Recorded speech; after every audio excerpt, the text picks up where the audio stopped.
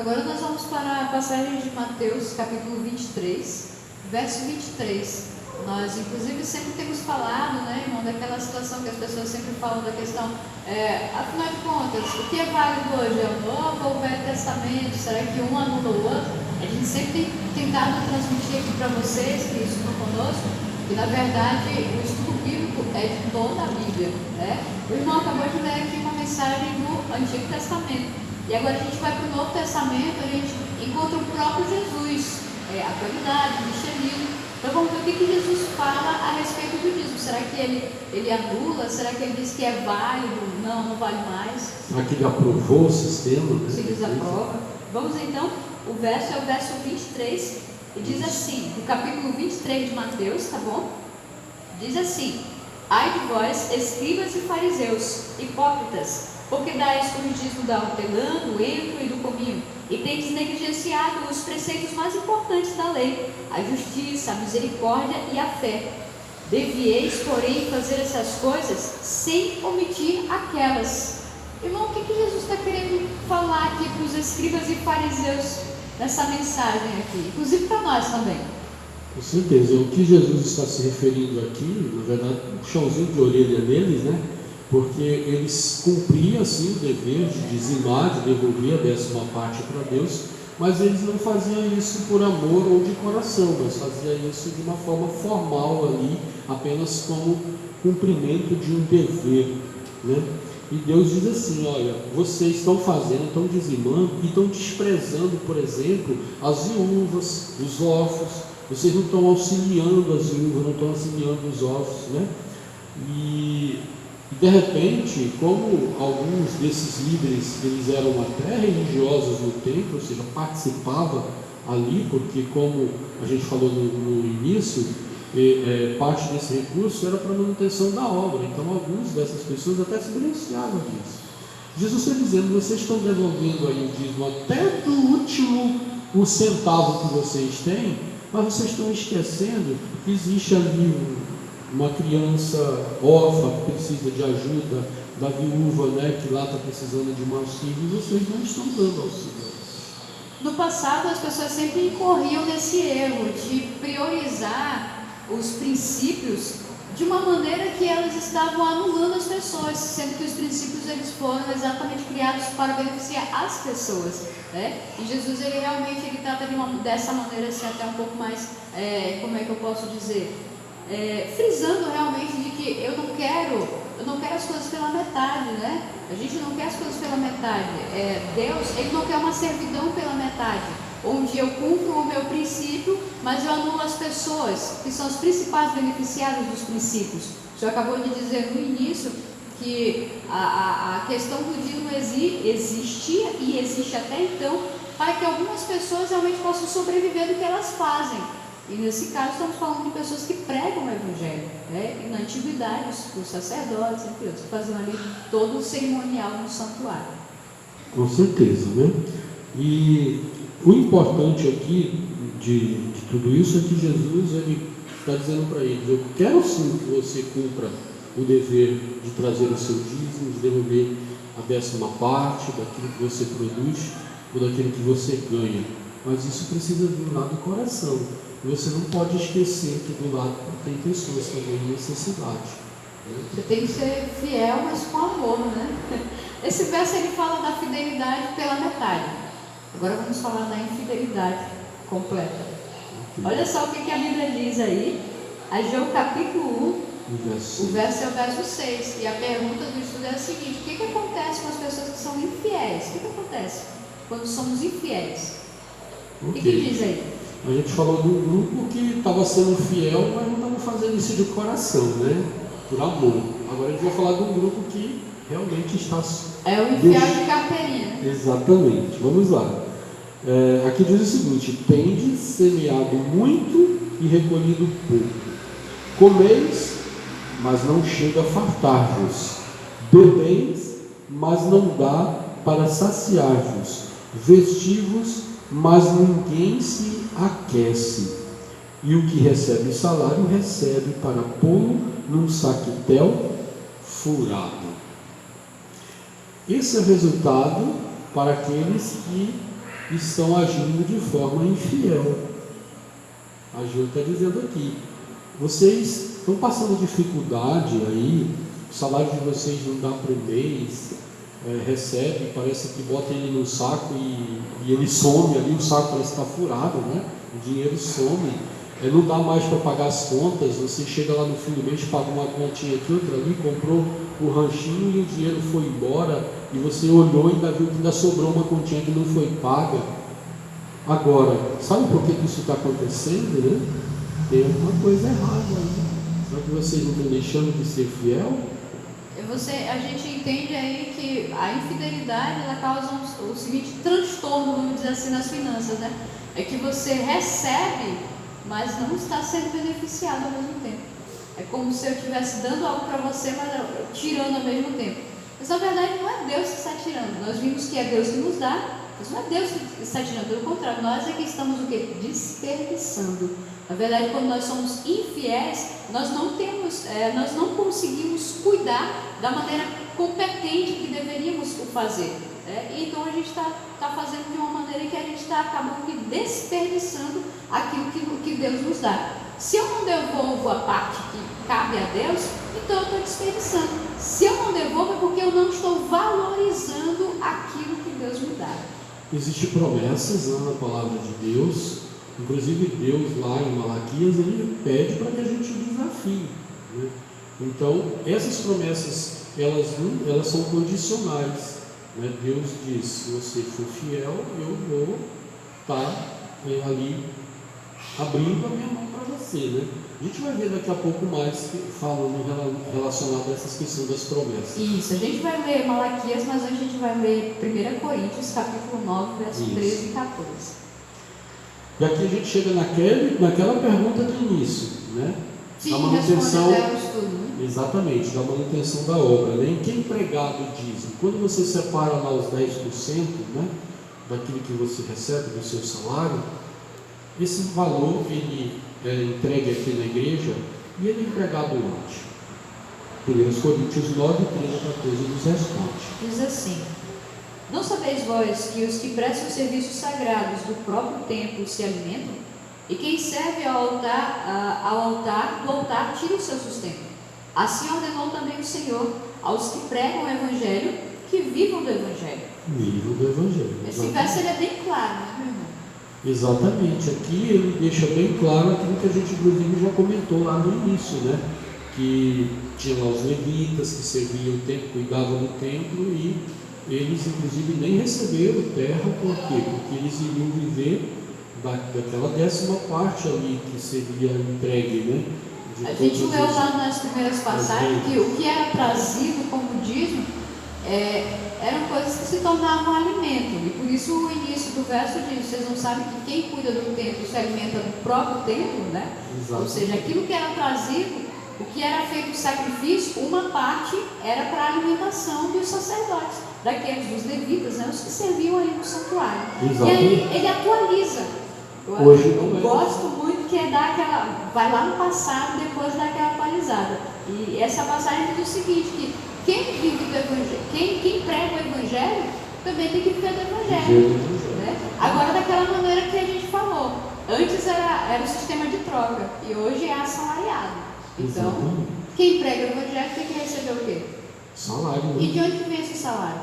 Vem das contribuições e da devolução que nós fazemos da parte que Deus pediu, que é os 10% relacional da dízimo. Né? Muito bem, da devolução dos fiéis servos de Deus, é que então é tirada ali a parte que cabe também aos que devem ser assalariados, porque cuidam da pregação do Evangelho. Vamos então para Malaquias, né, irmão? Isso. Vamos a Malaquias capítulo 3, verso 10 e 11. Ok, eu gostaria só de fazer uma colocação aqui, espero que seja rápido antes da gente passar para Malaquias, é o seguinte, né? Quando a gente fala que o dízimo que você devolve hoje na igreja, ele serve para a manutenção daqueles que pregam o Evangelho, essas pessoas que pregam o Evangelho está relacionado à questão dos pastores, das pessoas que trabalham na administração, cuidando, né, da pregação. Só que isso, irmão, existe um sistema, a igreja, né, a igreja que nós pertencemos, que é a Adventista do sétimo dia, ela tem um sistema todo organizado.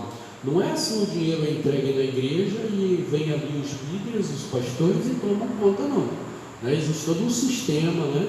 É informatizado, é declarado, é feito um recibozinho, esse recurso ele vai para a sede, lá ele é administrado, as pessoas que recebem salário, né? Tem lá o seu salário, o seu contra-cheque, é tudo contabilizado, não é algo feito assim de qualquer maneira. Okay? Quando é organizado, é dessa maneira, né? A gente não pode omitir. Eu estou falando aqui, da minha igreja. A gente não pode omitir aqui que, infelizmente, algumas pessoas deixam de ser fiéis a Deus por causa do testemunho do sistema errado, né, de como é feito isso hoje por alguns administradores, né? Porque, infelizmente, o erro, o pecado, infelizmente, está entre a humanidade, né? Então, vamos então para Malaquias, capítulo 3, verso 10 a 11. Aí, esse verso é a questão da promessa. Isso, exatamente o que o irmão estava se referindo ainda há pouco, né? Agora a gente vai abrir na palavra sobre que bênção maravilhosa Deus promete para os que são fiéis na devolução dos seus dízimos e das ofertas. Ok, Malaquias 3,10 então diz assim: ó, trazei todos os dízimos à casa do tesouro, para que haja manutenção na minha casa. E depois agora vem o desafio. Isso, ele está dizendo: fazei prova de mim, diz o Senhor dos Exércitos, e se eu não vos abrir a janela do céu e não derramar sobre vós uma bênção tal que nela vos advenha maior abastança. Traduzindo aí, né? Deus está dizendo: olha, eu desafio vocês a trazer os dízimos aqui para a minha casa do tesouro. Vamos dizer que a casa do tesouro hoje é representada pela congregação, né? Então eu desafio vocês a trazer os dízimos. E se você trouxer, o desafio é o seguinte: eu vou abrir as janelas do céu e eu vou derramar bênçãos sem medida. Você não crê nisso? Então traga e você verá. Eu colocaria assim: você quer ver bênçãos caírem totalmente assim, com toda a potência em cima de você? Traga seus dízimos e ofertas. Esse é o desafio, né? Exatamente. Você quer ver bênção cair com você em cima da sua vida, da sua família, com tudo, vamos dizer assim, né? Quase que descontroladamente. Traga seus dízimos e ofertas e você vai ver como Deus é o nosso soberano. Amém? Com certeza. E isso aí traz, inclusive, irmão, a gente pro papel dos dízimos das ofertas. O quanto é importante o dízimo e a oferta hoje na manutenção da obra de Deus. Com certeza. E assim, eu quero só dizer que esse tema, ele também é amplo, assim como a gente falou que o da saúde era amplo, essa questão da manutenção da obra de Deus, dízimos e ofertas, ele também é bastante amplo. Nosso tempo é curto aqui. E a gente se prendeu mais à questão dos 10%, ou seja, do dízimo aqui hoje. Mas tem o sistema de ofertas que também está permeado aqui pela Bíblia, desde o Velho como no Novo Testamento, que é um sistema que fala da nossa gratidão a Deus, porque o dízimo é algo que Deus solicita. Ele diz assim: olha, isso é meu. Está lá no primeiro texto que nós lemos, ele diz: olha, você vai separar lá 1/10 e vai me trazer, isso é meu, é isso que eu quero. Então, a gente não pode entender que 10% do que a gente recebe seja nosso, 10% é de Deus. O que é nosso é só 90%. E aí vem a questão das ofertas. As ofertas é algo que vem do meu coração. A oferta, ela tem a ver com a minha gratidão. Deus me pediu 10%, eu fiquei com 90%, ou seja, eu fiquei com a maior parte. Qual é a minha gratidão por isso? Aí eu vou separar agora uma parte que chama-se de oferta. Então, dízimo é uma coisa, oferta é outra. Oferta tem a ver com gratidão, aí vai depender do tamanho da minha gratidão, eu vou dizer o tamanho da minha oferta, e o dízimo é aquilo que Deus já determinou quanto é, que é 10%. O irmão está entrando, né, numa fase em que nós estamos descrevendo, né, qual é a questão da oferta, do dízimo. Mas antes de a gente finalizar essa fase, a gente quer voltar um pouquinho para a questão exatamente da importância do dízimo da oferta, que a gente vê inclusive que na palavra de Deus aqui a gente vê inclusive palavras um pouco fortes, né, designadas às pessoas que não conseguem cumprir esse papel do fiel do fiel devolvedor dos dízimos e das ofertas. É só voltar um pouquinho em Malaquias capítulo 3, o verso é o verso 8, e a gente vê aqui essa palavra forte, né, trazida aí, mas essa palavra ela só aparece justamente por causa da importância do dízimo e da oferta, para o dia de hoje, para esse momento. Olha, deixa eu falar aqui para você, antes de eu falar esse verso e antes da gente concluir, que a gente já está caminhando para isso. O verso, como nós estamos falando aqui, lembrei agora, fugiu aqui um pouquinho por causa da distração, mas, por exemplo, o fato de a gente estar conseguindo transmitir os nossos vídeos, as nossas lives, é simplesmente porque agora a nossa igreja tem, né, rede de Wi-Fi. E só é possível por causa da devolução dos dízimos e das ofertas. Exatamente, né? Porque parte desse recurso também é usado na manutenção da igreja local. Manutenção, já está falando, né? Ajuda na manutenção dos que pregam o evangelho, dos que estão na parte administrativa, mas também da manutenção do prédio e também do avanço da obra local. É por isso que quando você não consegue cumprir esse papel, olha o que diz no verso 8, diz assim: roubará o homem a Deus? Roubará o homem? Como que o homem poderia roubar a Deus? Ele sendo tão insignificante, como é que eu posso roubar a Deus, que é o dono de tudo? E aí o próprio Deus responde: todavia vós me roubais e dizeis: em que te roubamos? Nos dízimos e nas ofertas. Eu gosto de frisar essa parte, dízimos e ofertas, porque a gente está falando aqui do tema dízimo. E por muitas vezes hoje o cristianismo ele dá importância ao dízimo e às vezes anula a oferta. Mas a gente percebe que os dois são importantes. Digamos que um depende do outro, um auxilia no outro, um completa o outro. Dízimo e oferta. Se você é dizimista, você de repente pergunta: mas em que roubamos a Deus? Sim, vocês me roubam. Nos dízimos e nas ofertas, diz o texto. E aí, infelizmente, o tempo não é suficiente para que a gente entre mais profundamente nisso. Mas o que você tem que ficar em mente aí hoje é a importância de você devolver o que Deus pediu e ser grato, participando também da obra, devolvendo parte daquilo que fica com você, dos 90%, e 90% que seria separando aí uma oferta também de gratidão a Deus para a manutenção da obra dele. Dízimo 10%. E a oferta? Como é que eu devo devolver a minha oferta? A gente tem aqui um parâmetro que diz o seguinte: olha, a oferta deve ser individual e voluntária, tá? A gente não vai aqui estabelecer um valor. Você tem que trazer um valor X de oferta. E se não for esse valor, a sua oferta não será aceita. A Bíblia não fala sobre isso, né? Não. Diz mais, a oferta deve ser planejada. A gente vê muito, a gente que já faz parte da igreja por muito tempo, e talvez você que de vez em quando visita uma igreja, às vezes vê a salva passando, e aí no susto você começa a se coçar ali, e aí bota aquelas moedas lá, o troco da passagem, às vezes o troco do supermercado. A gente vê aqui que a oferta deve ser planejada, né? Deve ser planejada, você tem que ter um sistema de oferta.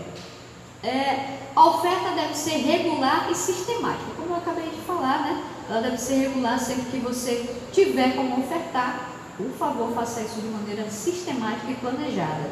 E por fim, a oferta deve ser proporcional às bênçãos recebidas. Exatamente. Fale um pouco desse ponto aí para nós, irmão. Poderia falar, mas eu quero ouvir você falando. Exatamente, a questão da proporcionalidade é assim: você consegue lá um trabalho e você está ganhando X salário, né? Então você tem que devolver ali o décima parte, que é de Deus, e de forma grata vai separar uma oferta, certo? Daquele salário. Mas vamos supor que o seu salário hoje ele é de R$ 1.500, né? Então 10% equivale a R$ 150, e a sua gratidão de repente equivale a 5%, você está devolvendo aí R$ 75 de oferta, vamos dizer assim, né? Mas de repente você recebe aquela promoção e o seu salário dobra, vai de R$ 1.500 para R$ 3.000. E agora, proporcionalmente, Deus pediu 10%, então vai dobrar. Se era 150 de dízimo, agora vai para 300. E a oferta? Como é que fica? ela também não tem que seguir a proporcionalidade? Se ela é de 75, ela tem que passar para 150, porque o seu salário dobrou. Então, este é o princípio da proporcionalidade que Deus estabelece aí, né? Então, Ele pede de nós uma oferta que seja proporcional às bênçãos que eu recebo. Então, se eu sou abençoado, recebo uma promoção lá no trabalho e o meu salário dobrou, então o meu dízimo aumenta, porque Deus pediu 10%, vai dobrar, e a minha oferta com certeza vai dobrar também. Por quê? Porque entra aí o princípio da proporcionalidade equivalente às bênçãos que eu recebi. Então, para não ficar só na nossa palavra, Deuteronômio capítulo 16, verso 17, fala exatamente isso. Cada um oferecerá na proporção em que possa dar. A pergunta seria: qual é a porcentagem da oferta que nós vamos dar? Então o verso diz: cada um oferecerá na proporção em que possa dar, segundo a bênção que o Senhor, seu Deus, lhe houver concedido. Isso mesmo, né? Glória a Deus por isso, né, irmão? Deus, Ele é sábio até na orientação que Ele nos dá, né? Porque às vezes a pessoa fica preocupada: como é que eu vou fazer, né? Como que vai ser? Deus já deixou tudo claro aí. É só eu seguir a orientação dele. Deus já deixou tudo sistematizado. E esse estudo aqui, ele nada mais é do que a outra parte da nossa declaração de amor a Deus. Devolver dízimo e oferta é o que, irmão? É gratidão. É amor, é gratidão. É você perceber e receber os benefícios de Deus na proporção realmente que você... A gente não vai falar em méritos, né? Mas na proporção do amor que Deus tem por você. A pessoa, se de repente você está na penúria, na miséria, falta dinheiro para tudo, daqui a pouco você pode pensar: puxa vida, Deus não me ama, né? Deus não me ama. Mas talvez você é que não esteja conseguindo demonstrar a sua real gratidão a Deus. Gratidão a Ele, exatamente, né? Às vezes a gente fica preocupado e reclamando, né? Por que as coisas não estão dando certo? Você já parou para analisar o quanto você tem sido grato ao que Ele tem feito para você? O que Ele já fez para você? Ao invés de estar questionando, parar um pouquinho para analisar e olhar de forma mais grata pelo que Deus tem lhe dado. E aí a Juliane falou aqui do amor, né? Veja só que os nossos temas que a gente vem falando para você, todo ele gira em torno do amor. O amor de Deus para conosco, traçando um plano para nos resgatar do pecado, enviando o seu próprio Filho aqui. E o que a gente precisa fazer em troca é apenas demonstrar amor e gratidão em troca do que Ele fez por nós. E a parte da oferta do dízimo tem a ver com amor e com gratidão também. Essa noite a gente quer deixar claro para você que dízimo e oferta não é sacrifício, porque o sacrifício real, verdadeiro, realmente benéfico já foi realizado na cruz. Quem fez isso foi Jesus. Hoje, quando você decide devolver seu dízimo e a sua oferta proporcional às bênçãos que você tem recebido de Deus, você simplesmente está dizendo: obrigada, Deus, porque Tu tem cuidado de mim e da minha família. Obrigado, porque Tu tem sido o nosso mantenedor, porque Tu tem sido o nosso soberano. E tu com certeza tem cuidado com todo o amor de todos nós. É isso que você está falando. A outra parte interessante é que, se você, por exemplo, é um instrumento de salvação na mão de Deus, se você de repente agora decide ser um pregador voluntário, pode até ser, mas saiba que talvez você não consiga chegar em certos lugares, mas sabe quem vai cumprir o teu papel nesses lugares que talvez você nunca chegue? O seu dízimo e a sua oferta. Exatamente. Que serão empregados exatamente na manutenção da obra de Deus. Como eu disse aqui uns dias atrás, né, no outro estudo que participamos, de repente eu não consigo ir lá na África, eu não consigo ir ali no interior do Amazonas, ou em alguma região do meu país, para pregar o Evangelho. Mas só no fato de eu devolver o meu dízimo fielmente e ainda contribuir de forma grata com a oferta, eu vou estar contribuindo para que o Evangelho chegue o mais longe possível. É isso mesmo. Quando o pecado entrou no mundo, Jesus veio com a solução. Ele disse: eu vou tomar teu lugar de morte. E hoje para nós, o que fica para nós é levar a mensagem de esperança para as pessoas. E como você vai fazer isso? Usando o seu corpo, usando a sua boca, mas também usando as suas finanças para honrar e glorificar o nome de Deus. Chega o momento da transmissão de pensamento, aquele momento que a gente vai para você pensar. E a gente vai chamar aqui uma jovem toda especial para trazer uma mensagem especial para você. Então, enquanto você pensa, ouve a música que ela canta. Feche seus olhos e reflete.